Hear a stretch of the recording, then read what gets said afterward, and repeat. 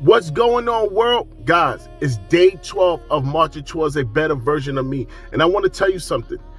I get it. You have kids and you want the best for them and you want to give them everything you didn't have. I get it. But let me tell you something. You got it confused. You got it wrong. Kids don't come first. Let me let that sit. I'm going to say it again. Your kids don't come first. Let me break it down. It's God first, your spouse second. Yeah, your spouse. Then your kids. You can't be one with your kids. You would like to, but you can't be one with your kids. Like it said, one man must one with a woman. Okay? Like that's the only person you could be one with, your spouse. You have to get that mentality out. Oh, my kids, my everything. Yeah, they are your everything. My kids always come first. I put my kids before everything. And listen, when you do that, you're setting yourself up for depression, anger, resentment.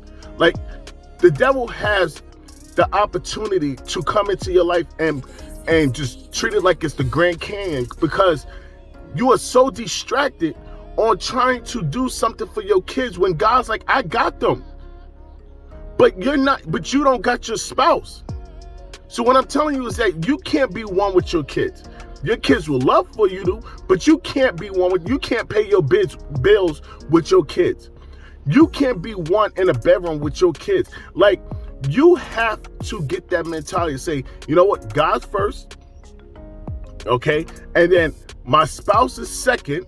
Because when my kids leave and go to college, they go on their own, they move out, they get married. Like, who's left? Your spouse. So if you put your spouse on the very bottom, okay, how do you expect them to get back up to number 2 if for all those years that you've been focused on being a great mom and doing all these great things, how do you expect him to come back and want to take his spot that God gave him at the number 2?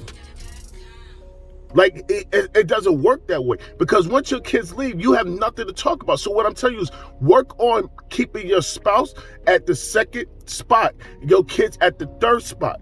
I promise you, you don't want to be when your kids go off to college and you and your husband or spouse, let's just say spouse, are just sitting there and y'all have nothing to talk about.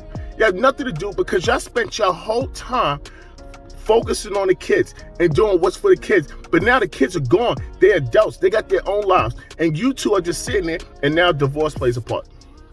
Now separation plays a part. Now y'all sitting on two sides of the house. Now one person's never home because they're out with their friends. Like, focus on keeping your spouse at his second spot that God gave him, your kids at their third spot that God gave him. You have to have that mentality because if not, you're going to fail in the long run. I get it. We all want to be great parents, but we got to align ourselves with God. We have to, those are the three, that's the pyramid. That's God first, kids second, children third. Peace.